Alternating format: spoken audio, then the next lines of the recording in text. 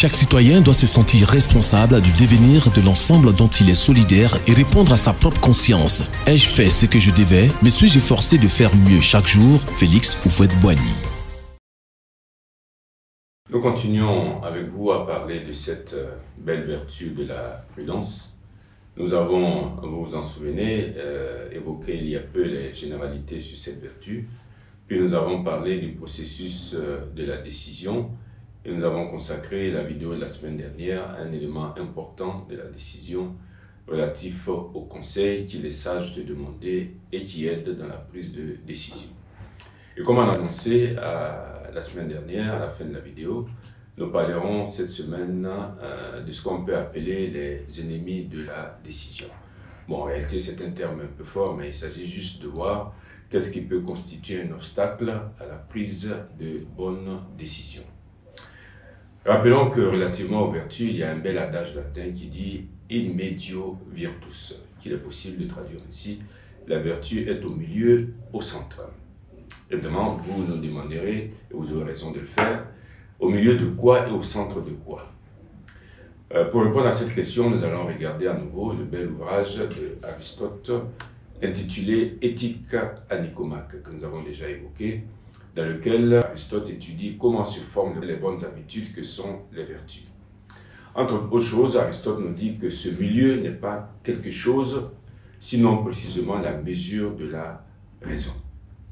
La prudence détermine ainsi la mesure à garder ou le juste milieu rationnel qui est aussi un sommet au-dessus de toute déviation déraisonnable par défaut ou par excès. Évidemment, ça peut ne pas sembler clair. Alors, prenons un exemple. Tout homme a besoin de manger pour que son corps assure ses fonctions vitales. Il peut manger trop, ça c'est l'excès. Il peut manger très très peu, c'est le défaut. Qu'est-ce qui est le mieux pour lui? Le mieux pour lui, c'est l'équilibre, c'est-à-dire manger ce qui est nécessaire, ni plus ni moins. Et c'est cette mesure que la raison doit découvrir. Le meilleur, tout simplement, est ce qui est raisonnable. De la même façon, si on parle de la vertu de la force, par exemple, la prudence déterminera le juste milieu de la force qui est au-dessus de la lâcheté, qui pousse à fuir, et en deçà de la témérité qui porterait à s'exposer à la mort sans motif raisonnable.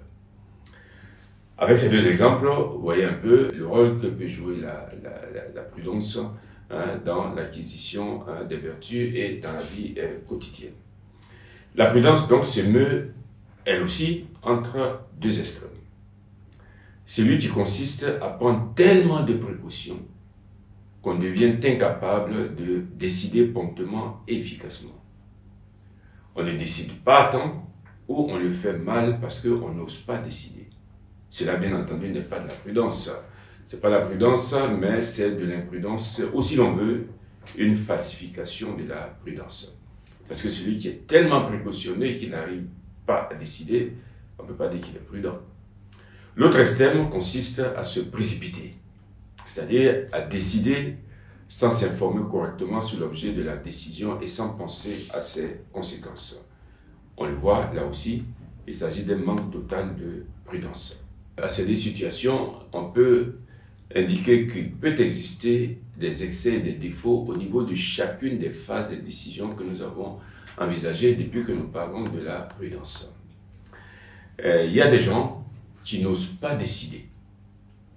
Ils ont en main toutes les données, mais la responsabilité de décider les dépasse au point où ils n'osent pas prendre de décision.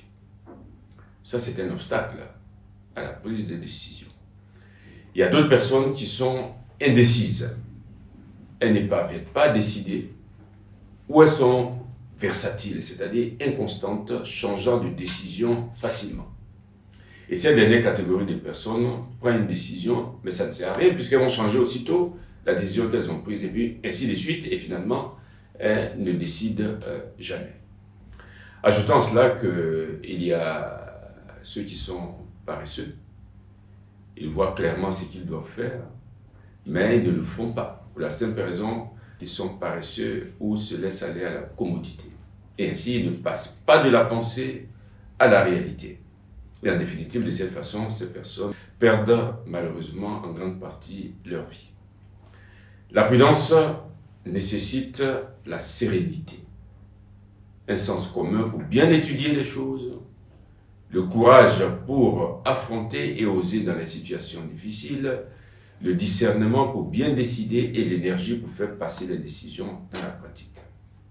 On dit souvent que décider prudemment c'est bien, mais mettre en pratique ce qui a été prudemment décidé est encore mieux. Eh bien, nous arrivons au terme de cette vidéo. La semaine prochaine, nous parlerons de la prudence dans l'art de gouverner. Nous allons clore par la suite cette vidéo avec une autre sous forme de récapitulatif qui va nous permettre de tracer un peu le portrait de l'homme prudent.